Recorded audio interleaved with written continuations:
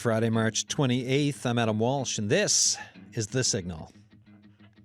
Welcome to our RPM Challenge listening party, folks. It's a yearly thing now on the show. Each February, a bunch of folks around the world make some music. And what we do here is we sample some of it, and we celebrate the love of creating, taking time to put something out into the world.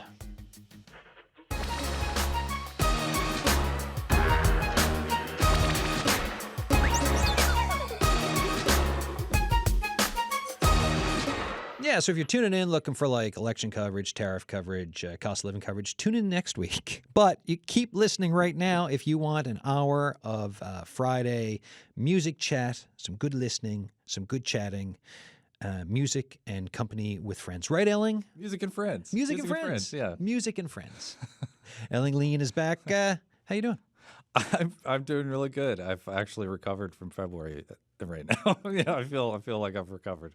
February is always really intense with the RPM challenge, but Yeah, because you're still the challenge coordinator, right? That title hasn't changed. the global Coordinator. yes, I don't think you used global last year, so I I'm- mean, business cards get upgraded. inflating it these days. That's make your it that's your seem LinkedIn post. Yeah, it's like global coordinator. I love it.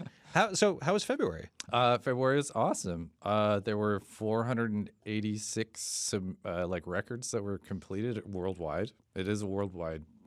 Yeah, I was looking at the map. Yeah, and RPM Challenge, for people who don't know, is like a challenge to anybody to record music in February. It's fun. It's like not a contest or anything. And the hot spots are here in Newfoundland. Yeah. The Portsmouth, New Hampshire area in the States, and those are the two hot spots actually. Yeah. Give us it's history-wise, 20 years. This is the 20th year, I think, or ish. Yeah. 20 years. Yeah, it started up in 2006. It wasn't me who started it up, but it did start in New Hampshire in Portsmouth. It was a city paper, city events paper that started it up down there called the Wire. And they just wanted to put a challenge to their readers to make music and record it. And so they did that, and they were blown away with the response down there. And meanwhile, I was up in St. John's.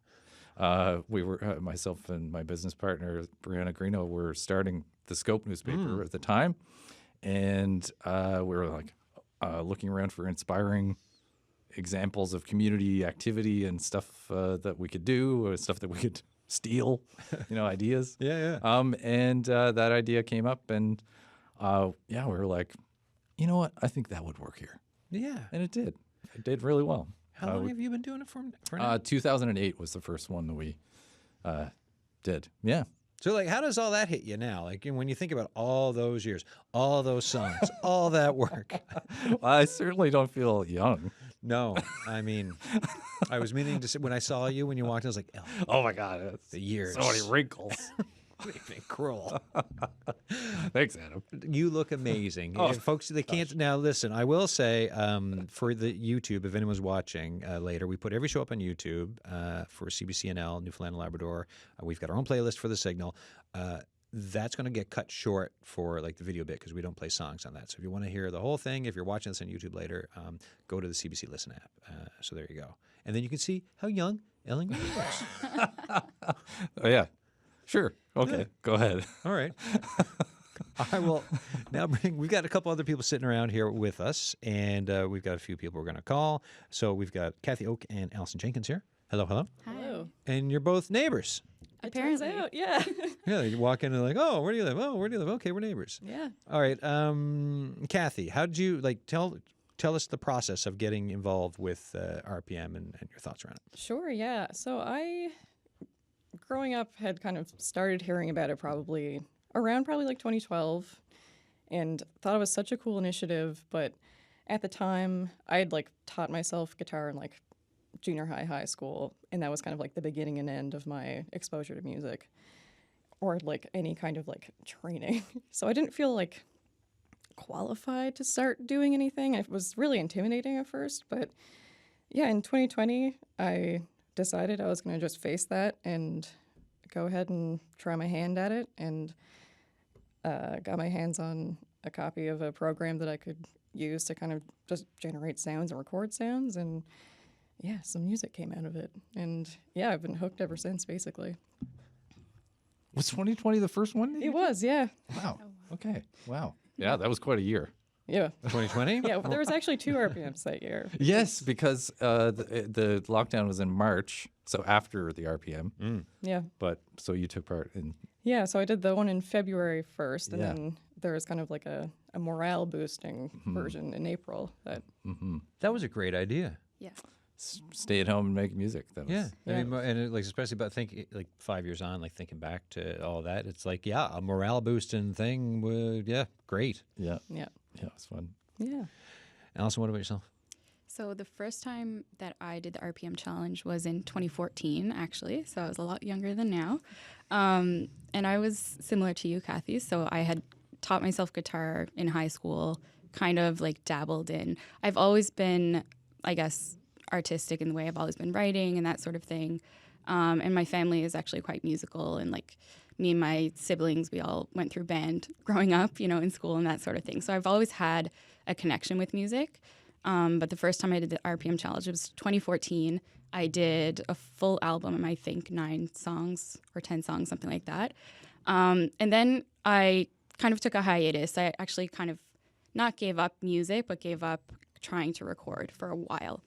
And then last year in 2024, I picked it up again. I was like, okay, let's see how this evolves, over 10 years. Let's see the difference in kind of like my writing style. My guitar technique has not improved that much over the 10 years, I will say, but my writing has definitely evolved, become a little bit more mature, I'll say. So last year as well, I did 9 tracks. And then this year I did it again because it was so fun last year, and I did an EP. I did 4 tracks. Yeah. Very cool.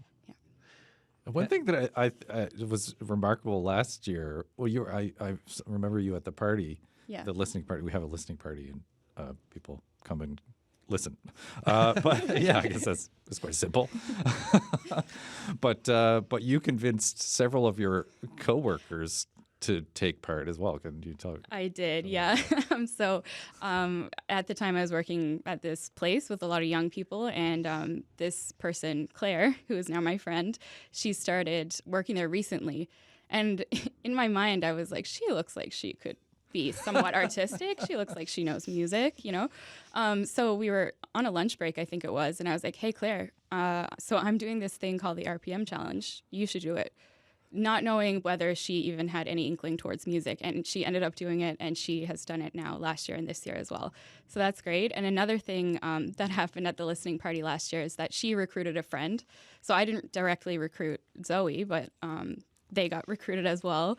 And so last year we decided that we were going to start a band. We didn't actually do that last year, but now that I'm saying it out in the world of the radio, it's going to have to happen because the 3 of us have a very similar style, I will say, and similar writing techniques and that sort of thing. So yeah, you're welcome, Ellie. I recruited at least 2 people. Yes, thank you. Sounds like a multi-level marketing kind of thing. Yeah, but I know. I'm in the wrong business, I guess. but it's really not. It's just contagious It is, yeah. in a good way. Yeah, no one's sending you checks or bags of No, money. I Yet. I don't get a lot of money for this at all. When Some grants. some grants, Yeah. right? When you hear stories like that, and just think about all the different connections, like over the years with the RPM and the stuff that's been made, like that's pretty cool. I know. I'm humbled, honestly. Like it's like such a cool thing that St. John's in particular and Newfoundland in general is kind of taken on as something that they do. Like people just like I could be blasted off the face of the earth and it would probably keep going, But there'd be a plaque somewhere. There'd be a plaque. Yeah, right. Thank you. Just yeah. But yeah, no, it's just it's a tradition. People, Yeah. some people like compare it to like let's say it's like the Christmas for their own music, making music or something.